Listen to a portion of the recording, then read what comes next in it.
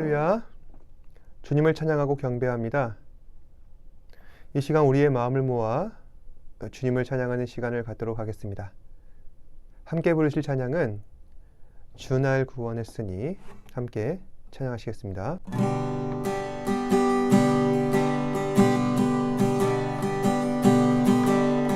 주 날 구원했으니 어찌 잠잠하리. 기쁨의 찬송 드리리.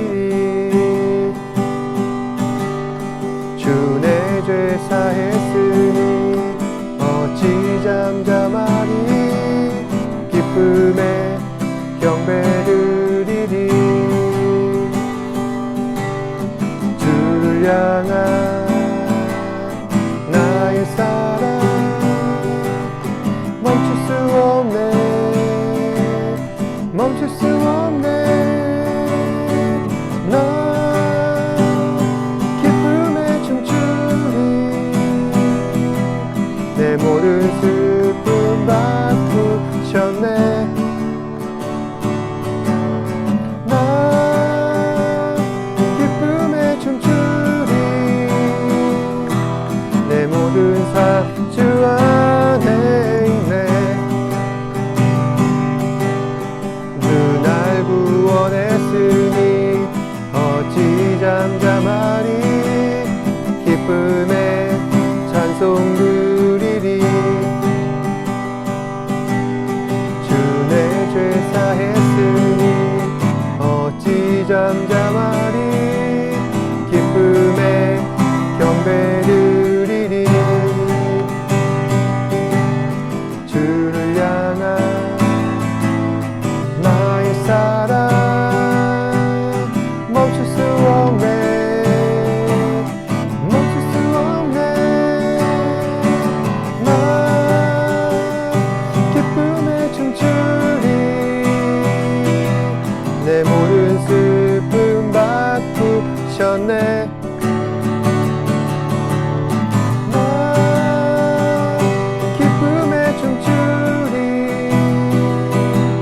내 모든 삶 주 안에 있네. 나 기쁨에 춤추리. 내 모든 슬픔 바꾸셨네. 나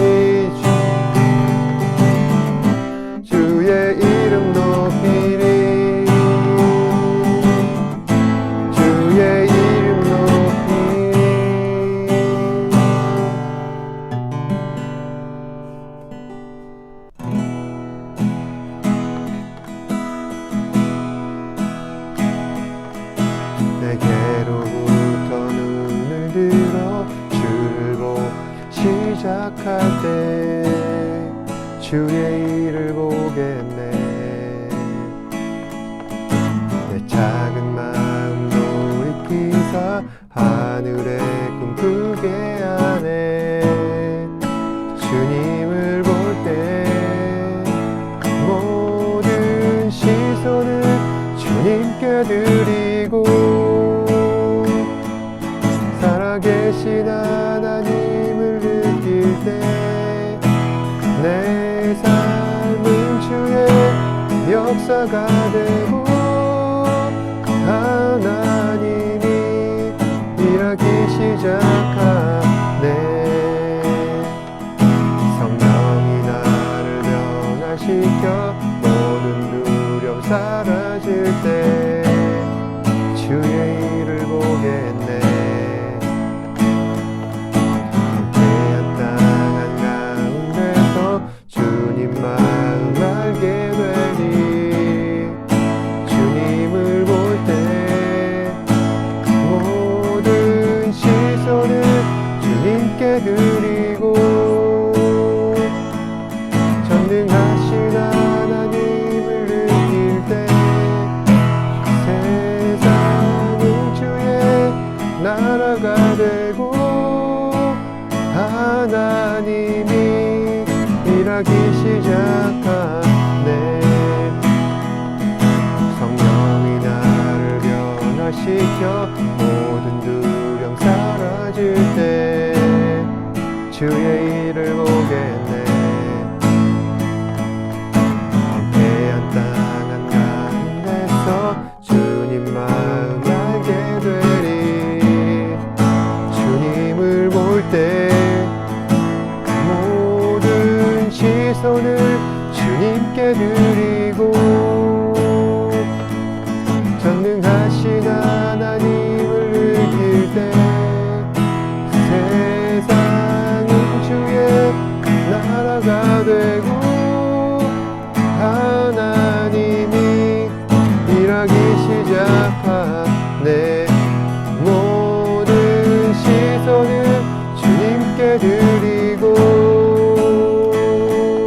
살아계신 하나님을 느낄 때 내 삶은 주의 역사가 되고 하나님이 일하기 시작하네.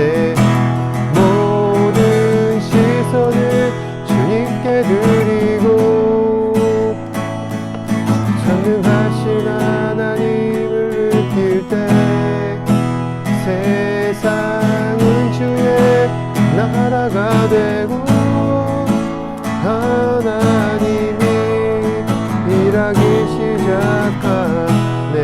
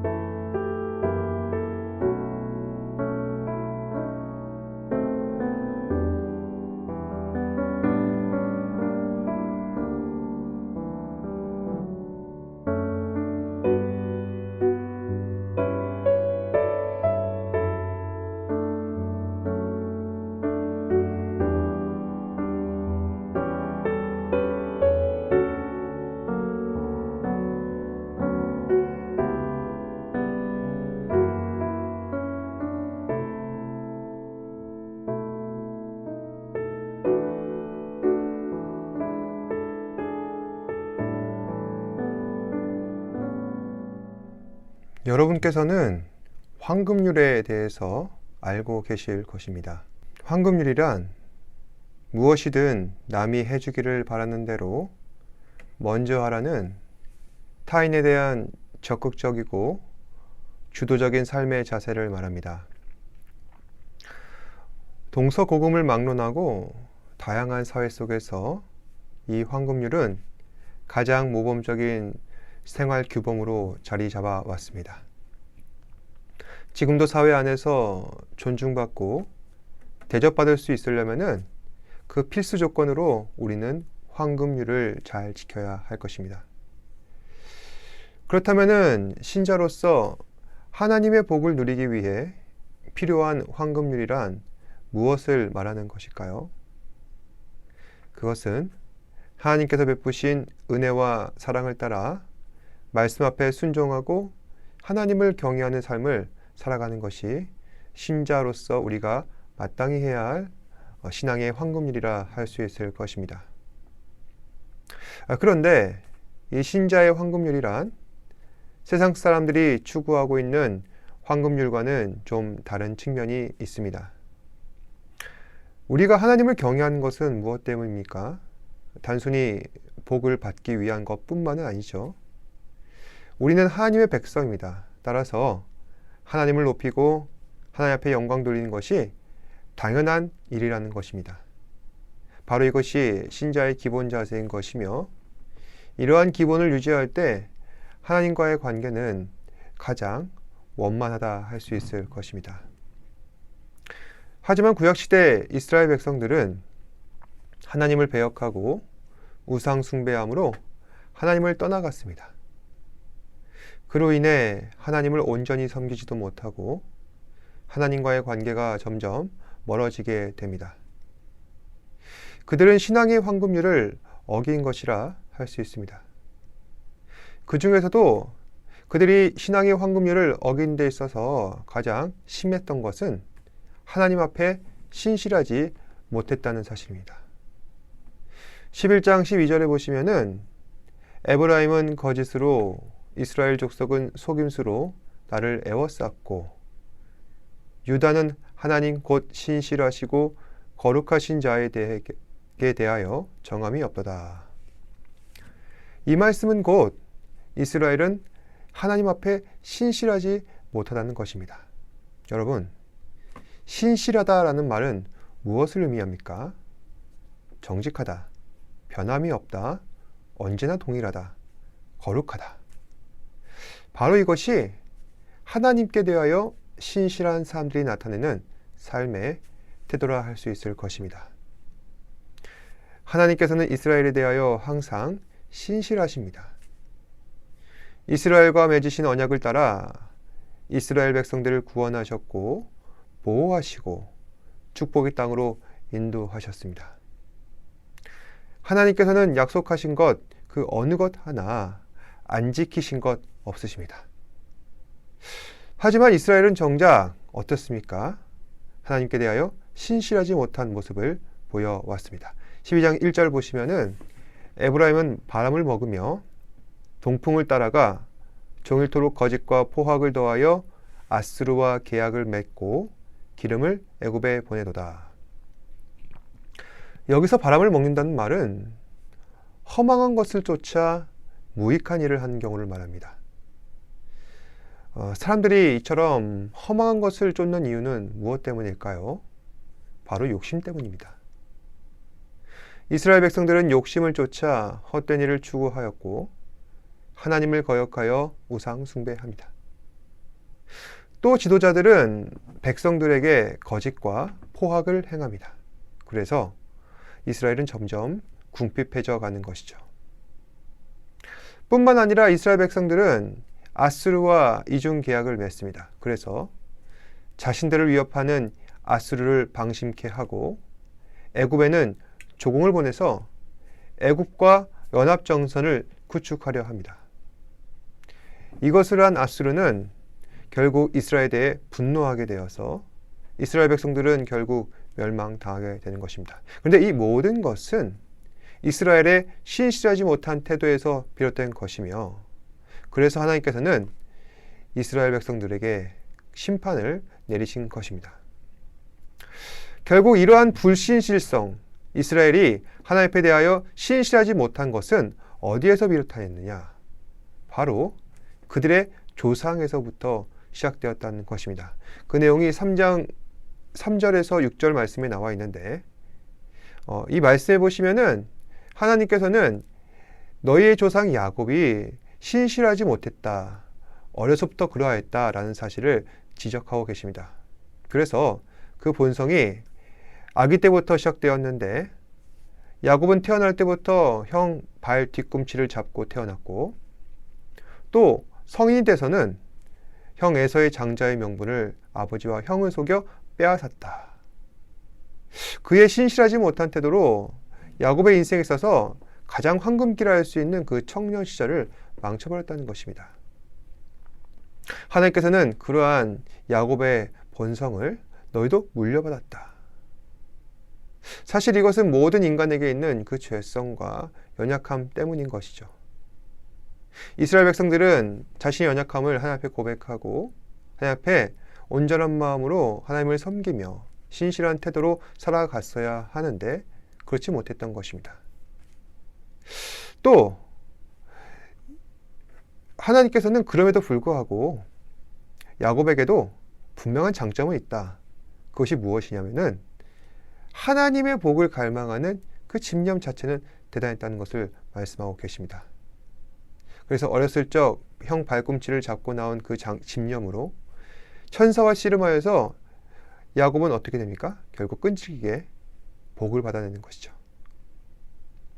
하나님께서는 이러한 야곱의 집념을 높게 평가하십니다. 그리고 너희 가운데서도 이러한 집념을 따라 하나님께서 주신 그 복을 온전히 구하는 그러한 사모하는 마음으로 회개하고 나에게 돌아오라 말씀하고 계시는 것입니다.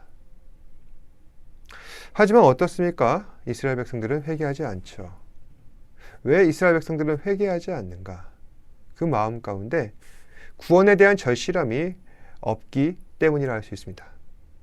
그러다 보니 죄에 대한 비참함도 느끼지 못하고 하나님의 심판도 두려워하지 않습니다.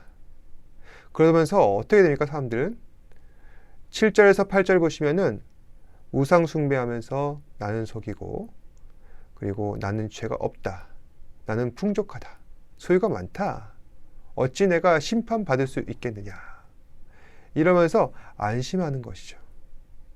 분명히 하나님 보시기에는 그 아이는 부패하였고 신실하지 못한 마음으로 자기 자신도 속이고 하나님도 속이고 있는데 이들은 자신의 현재 상태에 만족하면서 그렇게 살아가고 있다는 것입니다. 그래서 하나님께서는 다음과 같이 말씀하신다. 너희 안에 정말 죄라 할 만한 것을 발견하지 못하였느냐. 그렇다면 이건 어떻겠느냐.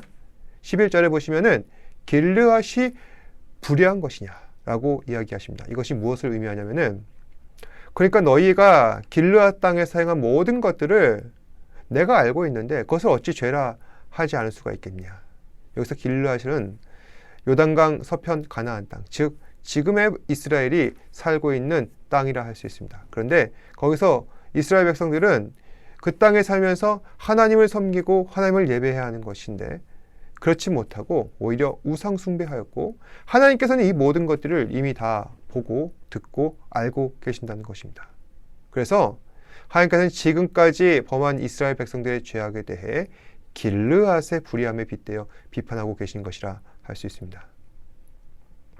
또 한 가지 이스라엘 백성들이 범하고 있는 잘못이 더 있는데 그것은 신앙의 지조가 없다는 것입니다. 12절에 보시면은 야곱이 아람의 들로 도망하였으며 이스라엘이 아내를 얻기 위하여 사람을 섬기며 아내를 얻기 위하여 양을 쳤고 그러니까 이 말씀은 과거 야곱이 자신의 사랑하는 아내 라헬을 얻기 위하여 14년간 종으로서 섬기며 사랑을 지켜왔던 것을 기억하면은 그 너희의 조상과 비교해 봤을 때 과연 너희는 어떠하냐.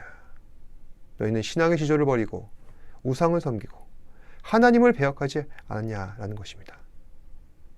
그럼에도 불구하고 하나님께서는 항상 신실하셨다.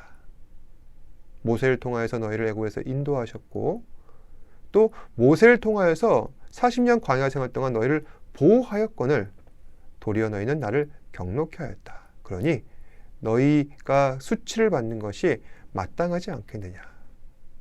이처럼 신앙의 지주 없는 이스라엘 백성들에게 경고하시며 회개하고 돌아와 하나님 앞에 신실한 신앙의 자세와 믿음의 본을 보이라 말씀하고 계시는 겁니다. 말씀을 정리하겠습니다. 하나님께서 우리에게 요구하시는 것은 특별한 것이 없습니다. 그저 하나님께서 오늘 말씀하신 이 신앙의 황금률을 잘 지키면 됩니다. 말씀 앞에 순종하고 신실한 신앙생활을 유지하는 것. 이것이 참 간단한 것 같지만은 많은 사람들이 이 신앙의 황금률을 어려워합니다. 왜 그렇습니까? 우리 안에 있는 욕심, 하나님보다 커져버린 인간의 자아, 믿음보다는 나의 야심을 추구하려는 삶의 태도 때문입니다. 그리고 이스라엘 백성들은 이러한 삶의 태도를 유지하다가 결국 실족하게 된 것입니다. 그래서 하나님께서는 우리에게 독생자를 주신 것입니다. 육신을 입으신 하나님께서 직접 이 땅에 내려오셔서 욕심을 버리시고 십자가에서 자아를 못 박으시고 또 야심보다는 믿음 따라 살아가는 이 삶의 모본을 우리에게 그리스도의 삶을 통해 보여주심으로 만약 우리가 그리스도 안에 있다면 신실한 신자로 살아가는 것이 가능하다는 사실을 깨닫게 하십니다. 오늘도 우리는 예수 그리스도 안에서 참된 신자로 살아가길 원합니다. 정말 이러한 우리의 소망이 신실하신 하나님 앞에 보여지는 삶의 모본으로 나타나길 원한다면 오늘 하루도 말씀을 붙들고 주의 말씀에 순종함으로 나는 죽이고 오직 예수만 살아가는 그런 삶을 살아갈 수 있기를 주님의 이름으로 축복합니다. 기도하겠습니다. 사랑해 주님 감사합니다. 오늘도 우리에게 말씀 주셔서 은혜 받게 하시고 또한 이 말씀을 통하여서 구약 시절 가장 어두웠던 이 호세아 시절을 통하여서 하나님의 말씀에 배역하는 이스라엘 백성들에게 주께서 베푸신 그 은혜와 사랑을 오늘도 이 시대에 살아가고 있는 우리 그리스도인들에게 동일하게 역사하신다는 것을 다시 한 번 더 생각해 보게 됩니다. 주께서 우리에게 요구하시는 것은 신실한 믿음의 자세인 줄로 믿습니다.